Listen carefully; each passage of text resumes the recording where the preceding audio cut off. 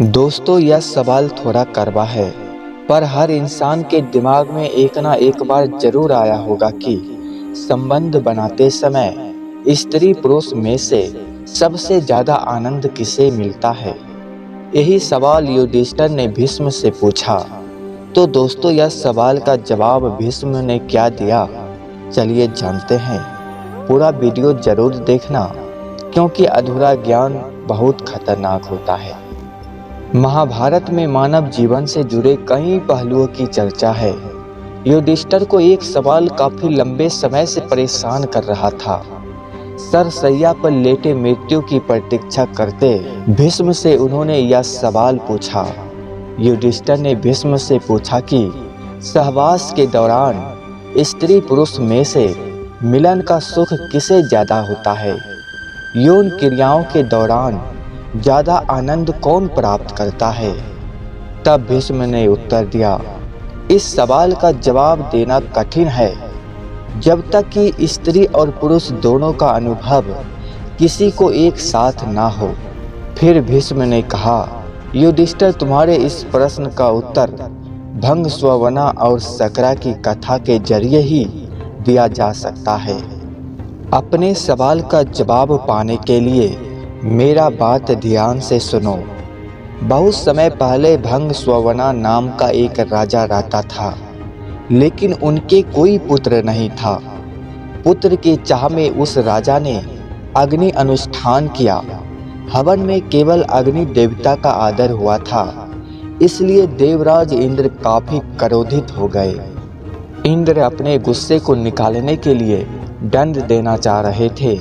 एक दिन राजा शिकार पर निकला तो इंद्र ने राजा को सम्मोहित कर दिया। राजा भंग स्ववना जंगल में इधर उधर भटकने लगा। अपनी सम्मोहित हालात में वह बुद्धि खो बैठा। न उसे दिशाएं समझ आ रही थी और न ही उसे सैनिक नजर आ रहे थे। भूख प्यास ने उसे और व्याकुल कर दिया था।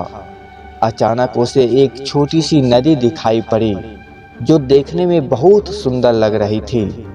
राजा उस नदी की ओर बढ़ा और पहले उसने अपने घोड़े को पानी पिलाया, फिर खुद पी लिया।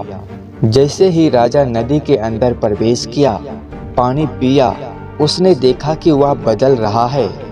धीरे धीरे वह एक स्त्री में बदल गया। शर्म से वह राजा जोर जोर से चिल्लाने लगा। उसे समझ नहीं आ रहा था कि ऐसा उसके साथ क्यों हुआ। राजा भंग स्ववना सोचने लगा, हे प्रभु, पुरुष से औरत बन जाने के बाद मैं राज्य की जनता को क्या मुंह दिखाऊंगा। मेरे अग्नि अनुष्ठान से मेरे 100 पुत्र हुए हैं, उनका सामना कैसे करूंगा, क्या कहूंगा। मेरा राजपाट सब चला जाएगा। उसके बाद जब स्त्री के रूप में राजा वापस पहुंचा तो उसे देखकर सभी लोग हैरान रह गए। राजा ने सभा बुलाई और फैसला सुनाते हुए कहा कि अब मैं राजपाट छोड़कर बाकी जीवन जंगल में बिताएंगे। ऐसा कहकर वह राजा जंगल की ओर प्रस्थान कर गए। वहां जाकर वह स्त्री के रूप में एक तपस्वी के आश्रम में रहने लगी, जिससे उसने कई पुत्रों को जन्म दिया। अपने उन पुत्रों को वह अपने पुराने राज्य में ले गई और अनुष्ठान से हुए बच्चों से कहा, तुम मेरे पुत्र हो जब मैं एक पुरुष था, ये मेरा पुत्र है जब मैं एक स्त्री हूँ। तुम लोग मेरे राज्य को मिलकर संभालो। उसके बाद सभी भाई मिलकर रहने लगे। सबको खुश देखकर देवराज इंद्र को गुस्सा आ रहा था। इंद्र सोचने लगा कि राजा को स्त्री में बदलकर मैंने उसके साथ बुरे की जगह अच्छा कर दिया है। उसके बाद इंद्र ने एक ब्राह्मण का रूप धारण किया और पहुंच गया राजा भंग स्ववना के राज्य में। वहां जाकर उसने सभी राजकुमारों को भड़का दिया। इंद्र के भड़काने की वजह से सभी भाई आपस में लड़ने लगे और एक दूसरे को मार डाला। जैसे ही भंग स्ववना को इस बात का पता चला, वह रोने लगी। तभी ब्राह्मण के रूप में इंद्र राजा के पास पहुंचा और पूछा, क्यों रो रही है। भंग स्ववना ने रोते रोते पूरी घटना इंद्र को बताई तो इंद्र ने अपना असली रूप दिखाकर राजा को उसकी गलती के बारे में बताया। इंद्र ने कहा, क्योंकि तुमने सिर्फ अग्नि को पूजा और मेरा अनादर किया, इसलिए मैंने तुम्हारे साथ यह खेल रचा। यह सुनते ही भंगस्ववना इंद्र के पैरों में गिर गया और अपने अनजाने में किया गया अपराध के लिए क्षमा मांगी। राजा की ऐसी दशा देखकर इंद्र को दया आ गई। इंद्र ने राजा को माफ करते हुए अपने पुत्रों को जीवित करवाने का वरदान दिया। इंद्र बोले, हे स्त्री रूपी राजन, अपने बच्चों में से किन्हीं एक को जीवित कर लो।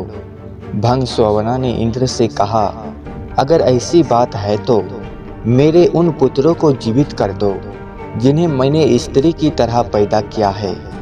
इंद्र हैरान हो गए।